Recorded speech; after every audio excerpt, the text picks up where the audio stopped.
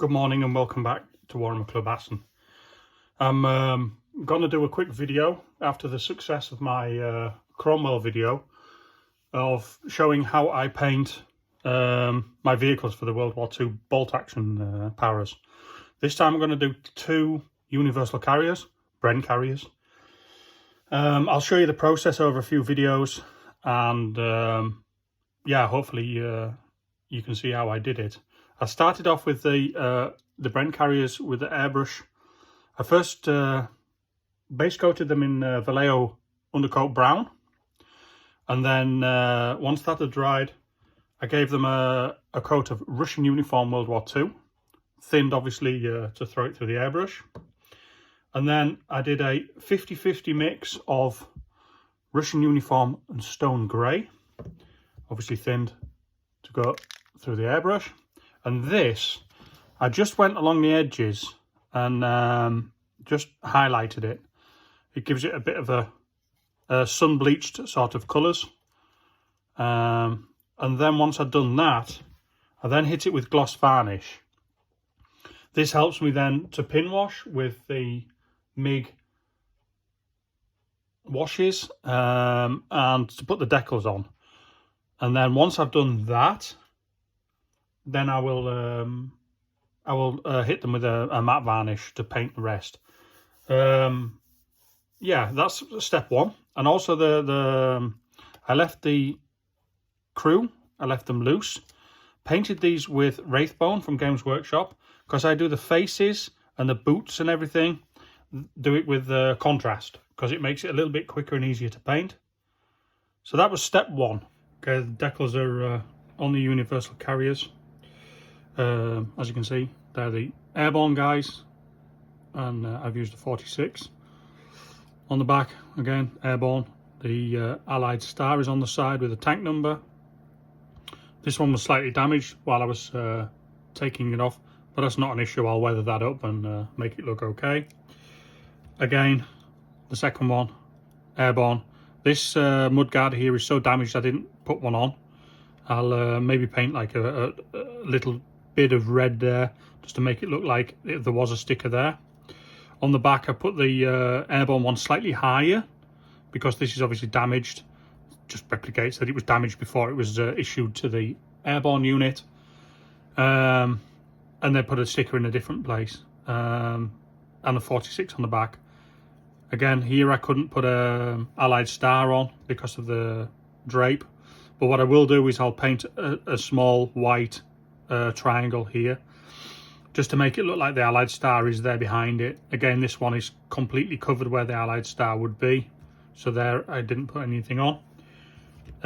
Tools are used for putting decals on, obviously water, a piece of kitchen roll, micro set I put under the decal where the decal shall go, and then I put the decal on and then take it off with an earbud, sort of just roll it over just carefully so the decal doesn't move, and then I put micro sol on, and then just leave that, let it soak for a little bit, and then I get the earbud again and just roll it over it, and then that sort of just helps it to follow complex lines like this one here.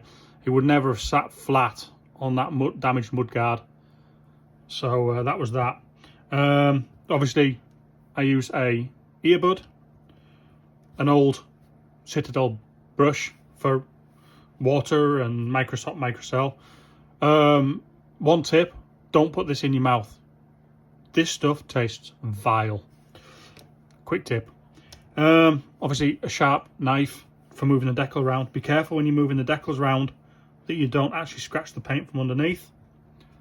Scissors for cutting the decals out, and a pair of small tweezers for pulling them out of the water, holding the paper. And yeah, that's about it. I'm pretty happy with this. Next stage will be adding the pin wash, and then I'll be back. Okay, next stage is done. This was a pin wash of AK Interactive dark brown for green. This I've gone round all of the rivets, the panel lines, around the track wheels, the tools, all the small details, have been done.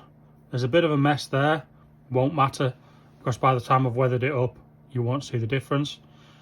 The interior was done with AK Interactive Wash for Interiors.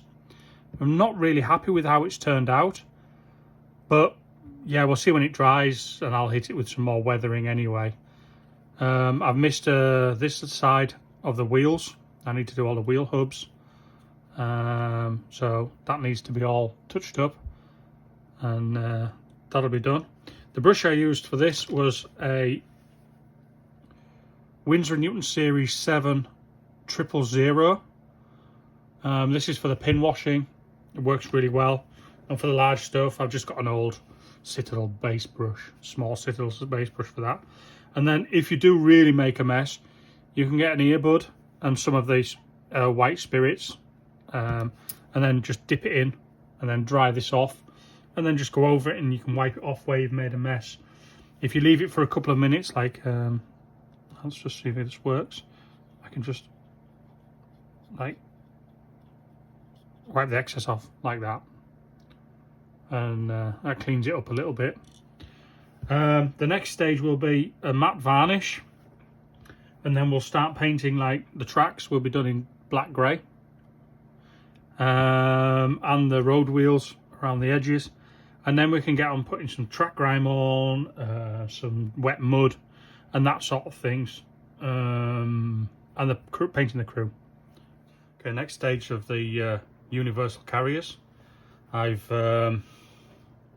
matte varnished them first, then I've gone on with some weathering. I use Dryad bark from Games Workshop with a little piece of foam and a packing foam from one of the blisters, and just dab it lightly in areas where you think that the tank or universal carrier or whatever you're painting will get dirty.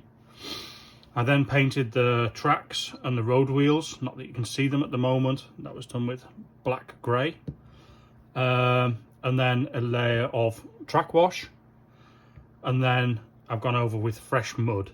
Fresh mud I've also done on the inside here. When this has dried, or a little bit, I'll take my earbud in some thinner, white spirits, and I'll just clean a little bit up so you can see some of the track details and stuff. Painted the guns also in black grey, and then some of the areas with Iron Warriors from Games Workshop. Crew members, I'm painting them the same as I paint my normal paratroopers. It's a little bit further. I know they're not officially paratrooper models, but I'm going to paint them up as paratroopers, and in game you won't see much difference. Then I've also gone with a sponge and some Iron Warriors over some of the brown areas, just to make it look like the metal is damaged as well. I've done the skin on these guys with a really light skin tone at the moment. Then I'll hit them up with Gilliman Flesh contrast paint. The crew members are also coming along slowly. One there with an injured head, and the rest have got the paratrooper colour berets on, and obviously he needs his helmet painting.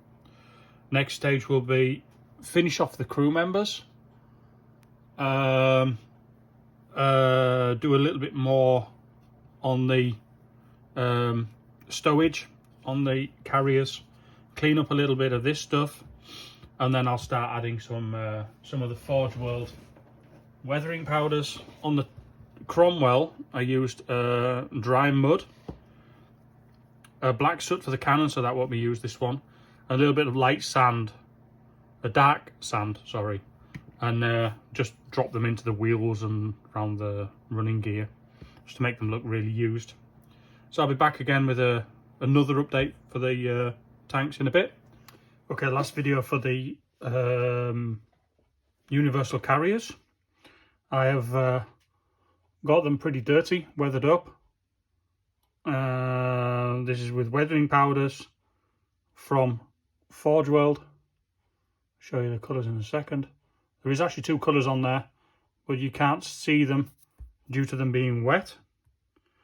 So yeah, when they're dried, I'll probably do a show and show.